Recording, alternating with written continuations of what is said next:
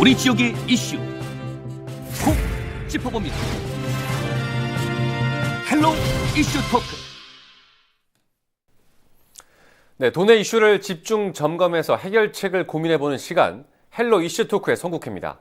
자, 오늘도 역시 함께 말씀 나눠주실 두 분 나오셨습니다. 안소동 행정학 박사님, 그리고 유진상 창원대 건축학부 교수님. 네, 반갑습니다. 네, 반갑습니다. 네. 자, 이슈 짚어보기부터 시작하겠습니다. 자, 안 박사님. 네. 자, 인제대 김성수 신임 총장의 논문 표절 의혹 많이 접해보셨죠? 네. 지금 대학 내부에서 사퇴를 촉구하는 목소리가 나오고 있는데 이게 지금 뭐 정황적인 증거는 아니다라는 이야기도 나오고 있고 정확하게 사실관계 파악이 어느 정도 됐습니까? 네. 근데 지난 1월 중순이었죠. 14일 날 김성수 총장이 이제 취임을 한 이후에 지금 한 2, 3개월 내에 이제 학내에서 굉장히 시끄러운 잡음이 들리고 있는데 뭐 대표적으로 세 가지로 볼 수 있습니다. 김성수 총장이 교수 재직 시절에 그 부적절한 논문, 그 다음에 연구비 부당 수력, 뭐 이런 문제들인데 현재 교수들 움직이면 비상총회를 개최를 해서 자기 총장 선출 방안까지도 이제 논의하는 상태이고 대학재단 이사의 해결책을 이제 촉구하고 있는 이런 상황입니다. 구체적으로 보면은 논문 표절은 약 10여 편, 그리고 중복성 게재가 4편, 그리고 9차례 학술 지원금을 부당 수령했는데 여기에 이제 김 총장은 이렇게 해명을 하고 있습니다. 논문의 그 출처를 명시하지 않은 거라든지, 그 다음에 논문의 그 어떤 관행상, 그 시절에는 이제 논문이 통과되는 그런 시절이었고, 그 다음에 학술 지원금은 금액이 적지 않기 때문에 별 문제가 없고, 이미 총장 추천위에 검증을 거쳤기 때문에 문제가 없다는 반응을 내놓고 있는데, 인제대학은 지난해 이제 10월에 대학 역량 평가에서 정원 감축과 재정 지원을 제안을 받는 역량 강화 대학에 이제 선정이 됐죠. 대학의 자율 개선 노력도 필요한 시점인데 이런 그 총장의 부적절한 여러 문제로 인해서 인제대학이 상당히 어려운 위치에 놓여 있다 이렇게 볼 수가 있습니다. 유진상 교수님, 지금 교수님으로 좀 활동을 하고 계시잖아요. 제가 이거 좀 간단한 질문 하나 드리고 싶은데 이게 정말 관행상 논문 표절이야 뭐 이제 이런 의혹들은 계속 보도되는 부분들이 중요한 이제 이런 이슈들이 많이 나오지만 이런 관행이 사실 있습니까? 지금 이제 관행이라기보다 어떤 타이밍의 문제인데 지금 호미로 막을 것을 지금 가래로 막는 상황이 돼버렸는데 이게 이제 사실 학내에서 이제 이슈가 돼 왔었는데 국민신문고에 한 교수 한 분이 글을 올렸어요. 그래서 이제 윤리에 위배되는 상황을 조사를 해달라고 했는데 학교 내 대학 연구윤리 그 진실성위원회라는 게 있거든요. 근데 거기서 조사를 해서 미리 이제 선조치를 했으면 되는데 오히려 상황이 악화가 됐어. 이게 그 위원회에서 예비 조사를 진행을 해가지고 보고서를 일단 냈습니다. 보고서를 냈는데 총장 어떤 그 후보 통과에는 큰 문제가 없다고 이제 판단을 해서 거기까지는 좋았어요. 근데 이제 본조사를 없이 종료를 했어요. 본조사를 없이 종료를 하더라도 그 예비 조사에 대한 보고서를 공개는 해야 되거든요. 그 공개를 안 했어요. 여기서부터 이제 일이 커졌고, 그 다음에 지금 현재는 교육부에서 학술진흥재단 지원을 받은 부분에 대해서 논문 검증 절차를 걸치고 있는 상태고, 그 다음에 이제 아까 말씀하셨듯이 인제대의 입장에서 봤을 때 굉장히 대학 역량 강화 대학, 좋은 대학으로 이제 평가가 돼서 총장 부재 상황하고 계속 겹쳤는데 지금 호기를 맞은 상황이거든요. 그래서 이제 빨리 이걸 그간에 있었던 공백을 끊고 어떤 대학 발전을 기대하고 있는 순간에 이런 일이 나오니까 더 크게 이제 와 닿고, 그 다음에 지금 대학 내부에서도 지금 사회 통념상 용인할 수 있는 수준을 넘었다. 지금 이렇게 이제 이야기가 나오는데 그 사회 통념이라는 게 이제 방금 질문하신 그 내용이 예전에 이제 2007년도일 겁니다. 2007년도에 연구윤리 지침이 제정이 됐어요. 우리나라에. 그 이전에는 사실 뭐 그 제자들하고 같이 했던 연구부 일정 부분 자기 역할이 크지 않은데도 올린다거나 아니면 자기 표절, 자기가 이미 썼던 논문에서 이렇게 이제 또 조금씩 따다가 다시 이제 다른 논문을 발전시킨다거나 얼마든지 있을 수 있는데 각주를 달아서 참고 문헌을 기재하고 이런 것들이 그렇게 이제 지금처럼 뭐 이게 자유롭게 이제 되지 않았던 상황이기 때문에 예. 그 이전 것까지 문제를 삼으면 뭐 대혼란이 일어난다 뭐 이런 논리도 있고 예. 또 이제 거기서 같이 나오는 것들이 지금 현재 교수들의 어떤 연구 역량을 논문의 편수로만 평가하다 보니까 이런 문제가 됐다 이제 이런 이야기도 나오고 있는데 어찌 됐든 한 대학의 총장이 아까 말씀하신 것처럼 거의 20여 편에 가까운 표절을 한다는 건 아마 교수님들 다 경험해 보셨겠지만 한두 번 정도는 뭐 예를 들면 자기 연구 어떤 포션이 좀 작지만 같이 이름을 올린다거나 그런 경험들을 해 보셨을 거예요. 근데 지금 건은 아예 그렇게 사회 통념을 넘어서는 거기 때문에 충분히 지금 문제가 될 수 있는 상황이라고 봅니다. 예, 뭐 저희들이 잘 모르고 있는 어떤 교수 사회에서의 어떤 그런 관행적인 이야기가 나올 수 있다 하더라도 하지만 시청자가 볼 수 있기에는 좀 부적절하게 보일 수 있다 이렇게 충분히 정리를 그런 선을 넘은 것 같습니다. 해볼 수 있을 것 같습니다. 네, 원전 건설과 또 폐쇄는 또 현 정부 정책의 핵심 기조죠. 자, 여기서부터 저희가 본격적인 이야기를 나눠볼 예정인데요. 자, 오늘 헬로 이슈 토크에서는 탈핵 찬반이 아닌 지역 기업의 흥망을 넘어서는 어떤 프레임, 그러니까 신한울 원전 3, 4호기 건설 재개 가능성을 고민해보는 시간 가져보도록 하겠습니다. 자, 안 박사님. 네. 저희가 일단 미리 말씀드리기를 이게 좀 주제가 어렵습니다. 네. 탈원전, 탈핵, 네. 찬반이 워낙 이제 극명하게 나오고 있고 저희가 이제 이 프레임을 좀 떠나서 이런 탈핵과 탈원전으로 도내 원전 부품 업체들이 좀 피해를 보고 있다 이런 이제 기사가 많이 나오고 있고 저희들도 관련돼서 취재를 좀 하고 있는데 최근에 이제 이들에게는 이 탈핵이 원전 부품 업체들에게는 사형 선고나 다름이 없었다 이런 말까지 나와요. 이게 이런 기자회견이 실제 있었죠? 네, 안타까움을 호소하는 기자회견이 이제 곳곳에 열리고 있는데 우리 경남 지역에서는 대표적으로 경남 상공회수연합회, 원전 부품 업체 등이 이제 주로 나서고 있고요. 그다음에 전국적으로 보면은 지난 1월에는 탈원전 반대 서명운동본부가 탈원전 정책에 반대하고 신한울 그 3, 4호기 건설 재개를 촉구하는 공개 서한과 서명부를 청와대에 전달을 했습니다. 예. 당시 전달할 때는 33만 7천여 명인데 아마 이번 달까지 하면은 약 42만 정도가 통계가 나오는 것으로 그렇게 보도가 되고 있습니다. 지난번 작년 12월 이 방송에서 이제 저희들이 이 문제를 짚어봤는데 오늘도 원전 문제를 짚어보는 이유가 이제 앵커가 말씀하신 대로 원전 산업은 경남의 경제를 좌우하는 아주 기간 산업입니다. 예. 창원에 이제 국내 최대의 민간 원전 업체인 두산전구금이 있죠. 예. 그리고 300여 개의 협력 업체가 있는 대표적인 이제 원전 도시인데 이러다 보니까 우리 이제 창원에서 경남에서 제일 관심이 크고 아마 이 방송에서도 여러 번 이 문제를 다루는 것 같습니다. 정부가 탈원전을 선언한 지가 약 2년이 지났습니다. 예. 그동안 경남 창원의 원전 업체 실정은 원전 부품 업체의 약 86%가 경영상 어려움을 겪고 있고 82% 이상이 폐업을 생각하고 있다. 예. 이게 이제 중소기업 중앙회 조사에서 이렇게 나왔습니다.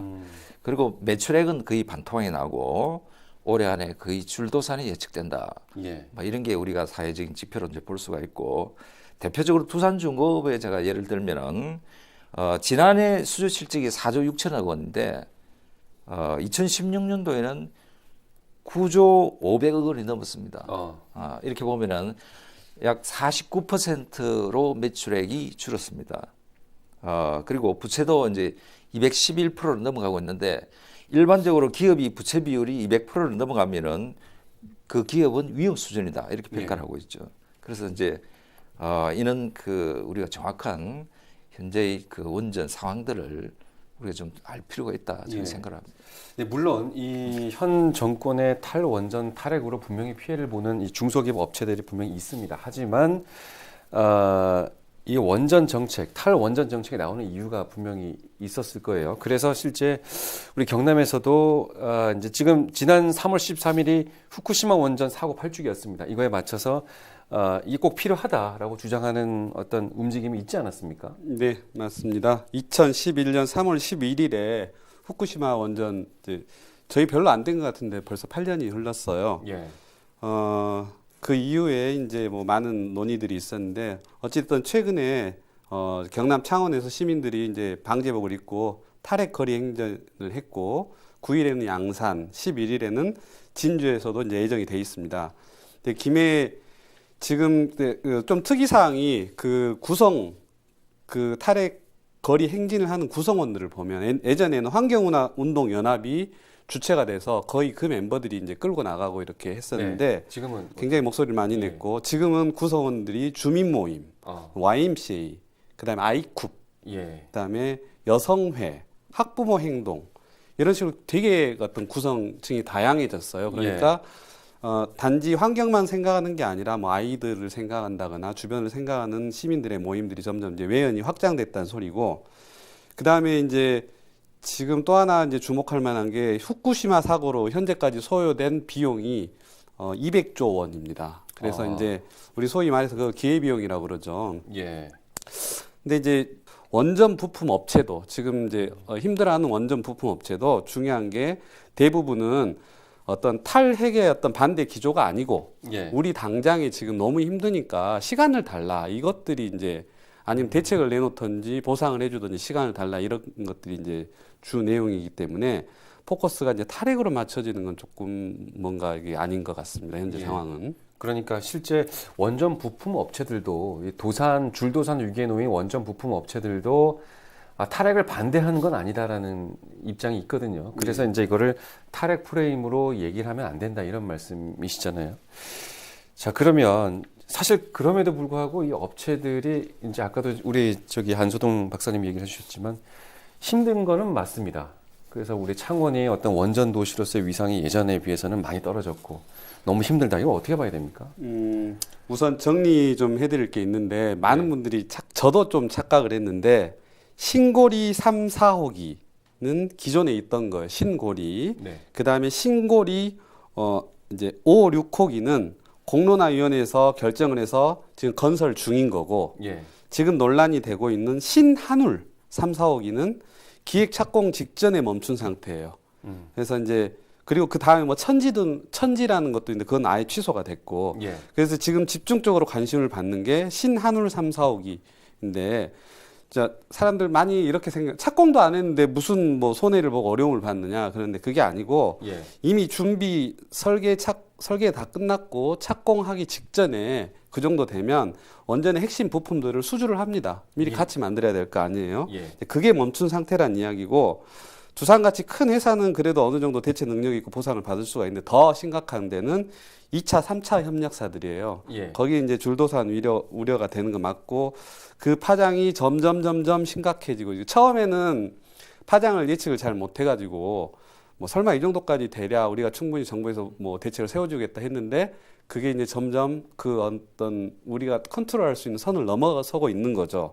그 심각한 게 맞고 부품업체들 이제 경영난의 이제 주요 내용들을 보면 납품 중단, 그다음 인건비 부담, 그다음 내수 부진, 원자재 가격 인상, 그리고 우리 국가적으로 봤을 때는 이 기술자들 해외 유출 이것이 심각하거든요.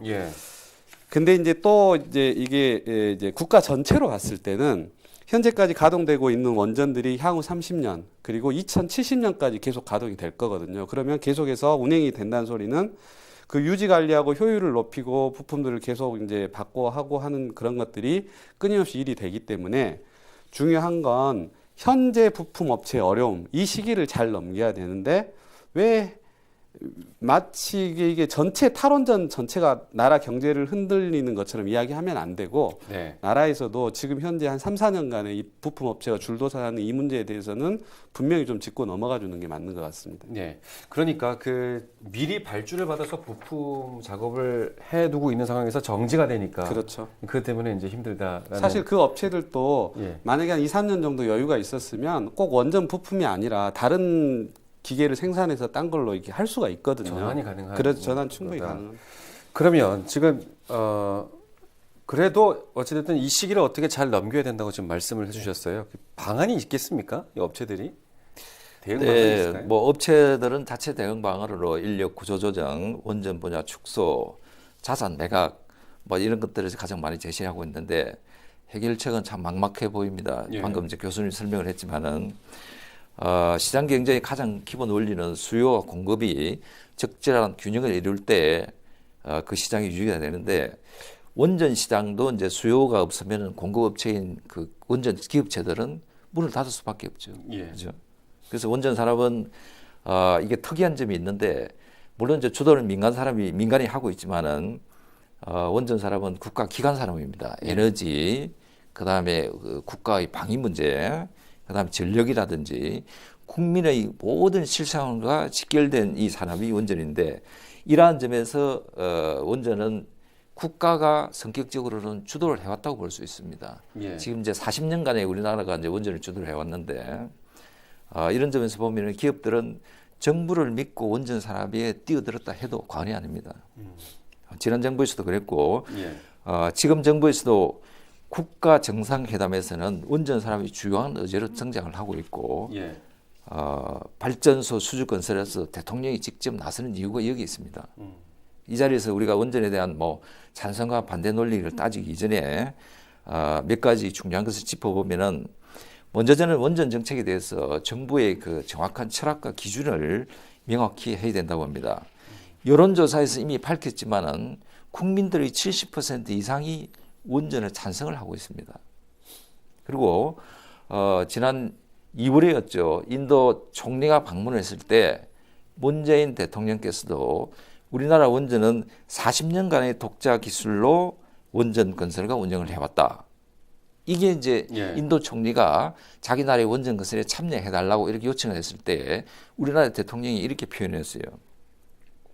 근데 이런 발언들을 보면은 국민들은 과연 어떻게 받아들일지 정부 정책이 상당히 모순되고 예. 국민들은 의아스럽게 생각합니다. 예. 이제 이런 문제가 있고 두 번째는 대다수의 국민들의 여론은 정책의 잘못보다는 추진 방식에 문제가 있다 이렇게 보고 있는 거죠. 원전 교수님 설명했지만 원전 업체들은 새로 원전을 늘려달라는 주장은 아니고 이미 계획에 잡혀 있는 상당수 기업이 참여하고 있는 신한울 그 3, 4호기만이라도 재개를 해서 미래를 준비할 수 있는 기간을 달라. 이런 게 이제 요구하는 게 원전 건설 업체들의 어떤 그 요구 사항인데 여기에 정부가 좀 그 세밀하게 좀 대응 방안을 저는 마련해야 된다 이렇게 생각합니다. 유 교수님, 그 지금 방금 신한울 3, 4호기 건설을 재개해 달라고 원전업체 부품 업체들이 이제 이런 얘기를 꺼냈고 실제 이와 관련돼서 협력사 대표분들이 만났다고 해요. 예. 거기서 이 건설 재개에 대해서는 공감대가 형성이 됐다고 하죠. 어떻습니까? 일단 그 내용 간담회 한수원 네. 한국수력원자력 그 사장하고 원자력 산업회의 그다음에 두산중공업 주요 협력사 간부들이 이제 하고 경남도청 관계자들이 참석을 했는데 예.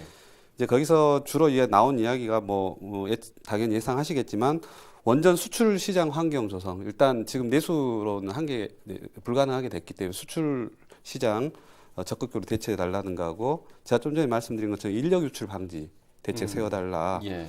그 다음에 이제 다른 것보다는 협력사들에 대한 실질적 지원 이것들을 토론을 했습니다. 그리고 이제 지금 현재 건설 중인 5, 6호기가 완성되고 나면 그러니까 거의 올해 안에 내년부터는 줄도산 위기에 내몰릴 수 있다는 게 다 객관적인 지표로 나오고 있고 예. 그다음에 이제 또 하나는 그 에너지 전환 지금 정부가 강조하는 에너지 전환을 에너지 선진화 방향으로 좀 더 적극적으로 해달라. 선진화 방향은 뭐냐면 에너지를 급하게 이렇게 종류를 바꾸는데 포커스를 맞추지 말고 수급을 다양하게 좀 융통성 있게 하자는 그런 의미거든요. 예. 그 심지어 이제 어느 그 부품 업체의 어떤 분은 그 요즘 미세먼지 하는데 참 웃어야 될지 울어야 될지 모르겠는데 미세먼지 한 숟가락 먹어도 좋으니까 원전 일하게 해달라 뭐 이런 정도까지 말이 나왔거든요. 근데 이제 정부가 완전히 손을 놓고 있는 건 아니고 에너지 전환 이제 후속 그 대책으로 원전 기업 지원 센터라는 걸 정부에서 만들었어요. 그러니까 예. 산업통상자원부 안에 원자력 산업회의 내에다가 원전 기업 지원 센터를 만들어서 이제 자꾸 이런 여러 가지 이야기를 듣고 있는데 조만간 뭔가 이제 정부에서도 액션을 내놔야 될 것 같아요. 예. 안 박사님, 실제 그러면 신한울 3, 4호기 건설 재개 가능성 현실적으로 있다고 보십니까? 어떻습니까? 네, 제가 뭐 정부 정책에 직접 참여를 할 수 있는 위치에 있지 않아서 뭐 이 자리에서 그 가능성을 예단하기 어려운데 현재로서는 참 어려운 상황이 아닌가 그렇게 저는 판단합니다. 예. 앞서 지적했지만 저는 개인적으로 신한울 3, 4호기를 재개를 해서 원전 업체들에게 미래를 준비할 시간을 저는 충분히 줘야 된다 이렇게 생각을 하고요. 내년에 이제 신화원을 1, 2호기와 아랍에미레이트 바라카 원전이 준공이 되면은 일감이 전부 다 끊어집니다. 그렇게 되면은 내년까지는 어떻게든 그 원전 업체에 버텨보는데 후내년이면은 모든 게 올스톱입니다. 그렇게 하면은 원전 그 300여 개 업체들과 두산중공업 등 이런 기업들은 다 문을 닫을 수밖에 없고, 그래서 저는 이미 부지도 확보가 돼 있고 또 설계가 초기 단계까지 진행이 됐지 않습니까? 네. 시나리오 3, 4호기가. 그래서 이것을 당장 살리지 못한다면은 물론 정부로서는 어려운 점이 있을 것입니다. 제가 뒤에 설명을 드리겠지만은 정책적으로 먼저 이것을 앞질러 갔기 때문에 지금 문재인 정부가 이것을 다시 되돌릴 수는 없는 거 아닙니까? 예. 이렇게 하면은 대통령과 정부의 체면도 있는데 뭐 이것을 벗어나기 위해서라도 국민 공론회를 연다든지 해서 우리나라 그 사회적 대타협으로 원전 산업의 어떤 방향을 저는 결정해야 된다. 예. 그렇게 생각합니다. 유 교수님은 가능성을 어떻게 보십니까? 뭐 있다고 보시죠? 일단 가능성 저는 조금 있다고 봅니다. 예. 왜냐하면 사실은 이 정책 기조의 문제지 그 안에 내부로 들어가서 강론을 조절하는 데 있어서는 이 정부가 상당히 융통성을 가지고 있거든요. 고집을 피우는 스타일이 아니기 때문에. 그리고 제가 이제 예를 하나 들어보고 싶은데 이게 이제 기회비용이라는 제가 이야기를 했잖아요. 예. 예를 들면 저희가 손님 초대를 해서 음식을 딱 먹는 분들은 아주 간단하게 좋은 퀄리티 음식을 딱 먹고 2시간 만에 가는데 네. 그 손님 준비하는 분은 저녁 내내 날 새서 음식 준비하고 또 가고 나면 설거지 해야 된단 말이에요. 그런 비용들이 우리가 보이지 않는 비용들이 엄청나게 많은데 이제 그런 부분을 생각을 했을 때 지금 이제 업체들 분들께 좀 죄송한 말씀입니다만 여기서 손해보는 금액보다 이제 원전으로 인해서 손해볼 수 있는 또는 경제적 또는 기회 비용들이 훨씬 더 크다는 거죠. 예. 그리고 이제 또 하나 전 세계 지금 원전 시장을 보면 실제로 재생에너지 시장의 10분의 1밖에 안 돼요. 원전 시장이. 그나마도 이제 그 시장의 절반은 중국이 지금 잠식하고 있고, 예. 영국, 미국, 터키 등이 짓고 있던 원전 다 포기했고, 미국 같은 경우, 그 다음에 도시바 이런 경우 원전 관련 업체들이 지금 파산을 했는데, 원전 정책을 포기해서 파산한 게 아니라 투자 대비 이제 수익이 안 나와서 지금 파산을 하고 있거든요. 미쓰비시나 히타치도 마찬가지고. 예. 그리고 이제 또 두 번째 보면 원전 아까 제가 말씀드린 원전 기업 센터에서 이 중에 이제 이달 중에 서울, 부산, 경주, 대전, 광주 이렇게 돌아가면서 권역별 설명회를 하면서 협력사 지원 방안을 이제 들으려고 해요. 그 말은 지난번에 우리가 원전을 착공 안 하겠다고 결정을 했을 때 공론화위원회를 거쳐서 했기 때문에 예. 사실은 굉장히 공신력 있는 과정을 거쳤음에도 불구하고 지금 너무 힘들기 때문에 그 정도를 들어보고 뭔가 액션을 취해지겠다는 제스처거든요. 그래서 가능성이 좀 낮긴 하지만 전혀 뭐 그 가능성이 없는 건 전 아니라고 봅니다. 예.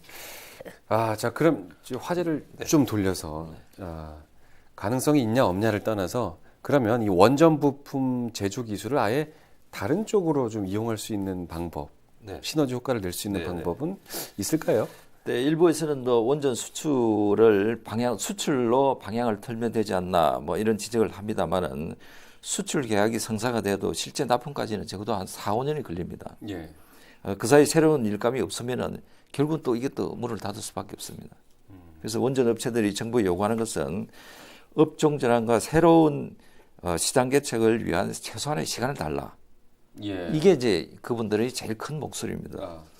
두 번째로는 문재인 정부는 이제 이번 정부에 들어와서 대북 정책과 신재생 에너지 정책이 대표적인 이제 국가 핵심 정책으로 내세우고 있는데 뭐 의욕이 앞서고 속도가 이제 빠르다 보니까 저는 좀 너무 빨리 나간 게 아닌가 생각을 하고, 물론 이제 미래의 먹거리와 에너지 정책의 방향은 결국은 이제 신재생 에너지로 가야 된다고 저는 이제 방향은 맞다고 봅니다.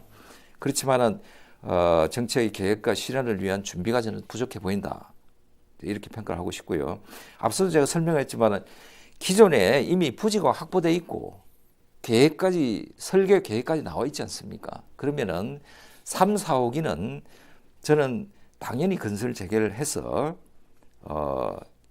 기다리고 있는 원천 업체들에게 어떤 그 배려를 해줘야 된다. 저는 그렇게 생각하고, 이 문제가 풀리지 않으면 이미 가동 중인 원전에 대한 부품의 그 공급까지도 문제가 생길 수 있다. 그렇게 하면은 우리나라 전력 공급에도 굉장히 큰 차질이 있을 수 있다. 연쇄적으로 이런 문제들이 생겨날 수 있다고 저는 생각합니다. 알겠습니다. 그 하나 그 뭐가 있냐면 저희가 그 원전 만드는 기술도 세계 최고지만 해체 기술이 독보적으로 세계 최고거든요. 예. 이런 부분들 좀 관심 있게 업종 전환할 수 있도록 정부가 좀 시간을 주고 이렇게 해줬으면 좋겠습니다. 네, 알겠습니다. 네, 정부의 기조와 글로벌 산업 환경의 변화로 도내 업체들은 큰 파도 앞에 서 있습니다. 이 위기를 어떻게 극복할지에 대한 고민들이 깊어지는 가운데 이 도민과 지자체 그리고 기업들이 힘을 모아 아집이 아닌 합의점을 찾는 자세가 필요해 보이는 때입니다. 오늘 헬로 이슈 토크는 여기까지입니다. 고맙습니다.